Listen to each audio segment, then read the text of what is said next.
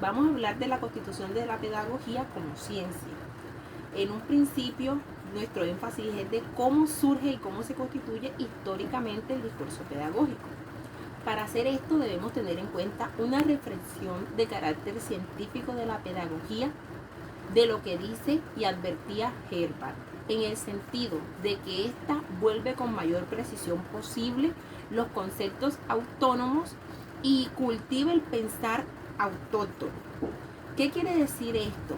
Que la pedagogía constituye un centro social, algo que sucedió, algo que se dio, un estudio hecho, y la pedagogía termina formando expresiones como la de historiadores como Platón, Aristóteles, que son conocimientos que se dieron en la historia y que nos sirven en un futuro, cosas que no se olvidan, cosas que marcan una sociedad, y eso se convierte en un conocimiento para educar en una pedagogía social. Entonces, tenemos que tener en cuenta desde un principio que la pedagogía es una ciencia social del hombre. Poner sobre la epistemología, su origen y quienes estuvieron en concordancia con ella.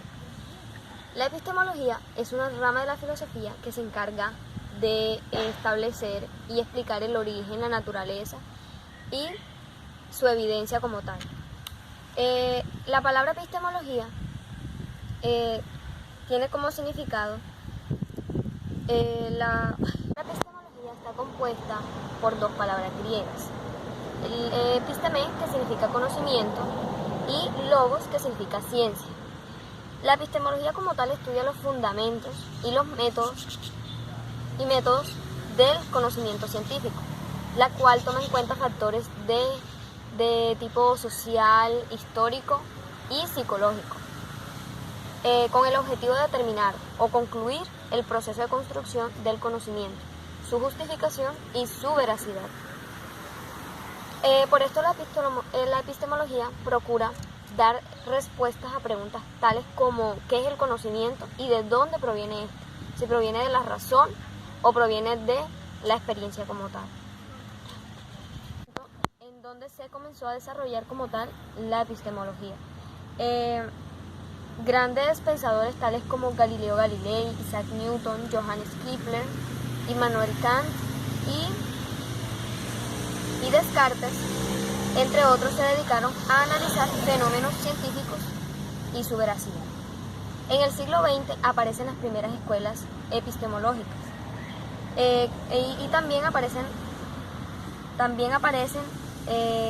grandes pensadores como Bertrand Russell y Ludwig Wittgenstein, los cuales influenciaron en el Círculo de Viena.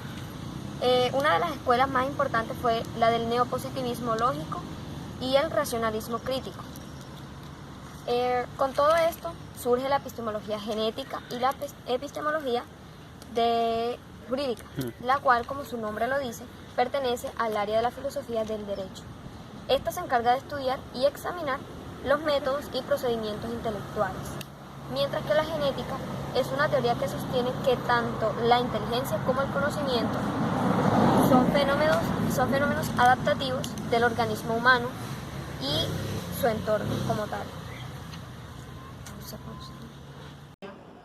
En este tiempo se ven 4 momentos más relevantes. Uno de ellos es Platón, una filosofía o una política de la educación. El segundo es el método mayéutico. El tercero es la paiéutica platónica. Cuarto y último, Platón y la educación. Entonces vamos a hacer énfasis en Platón, una filosofía o una política de la educación. Platón plantea un discurso pedagógico el cual es tomado por la gran mayoría de historiadores de esta época y el cual fue sistematizado por la República y las leyes.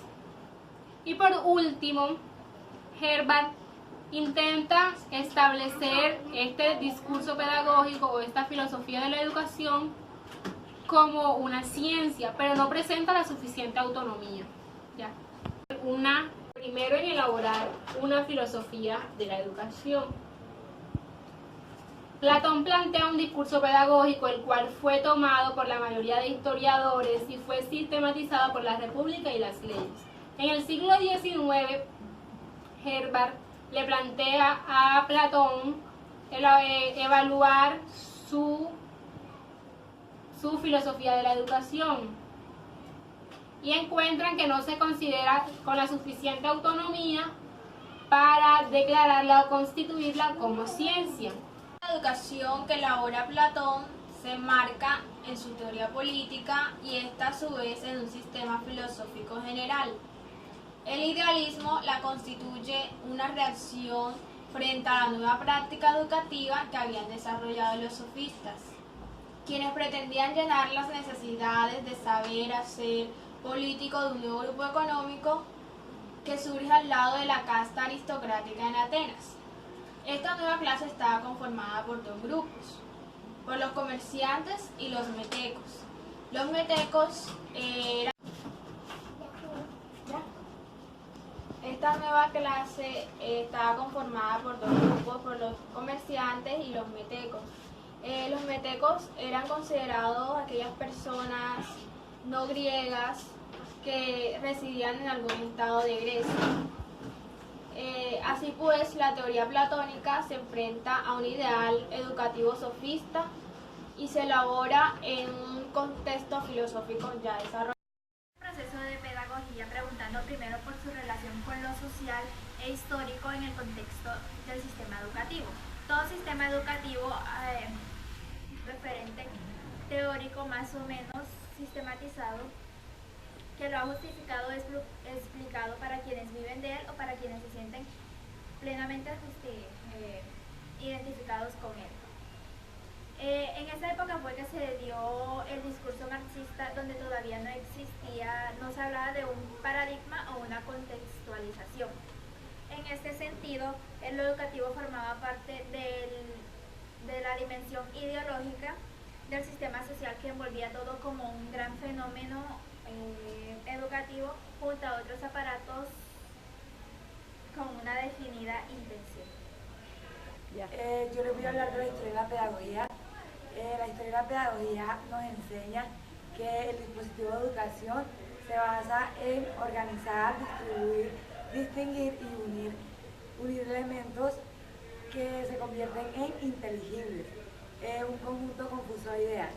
También nos da a comprender un periodo de la historia,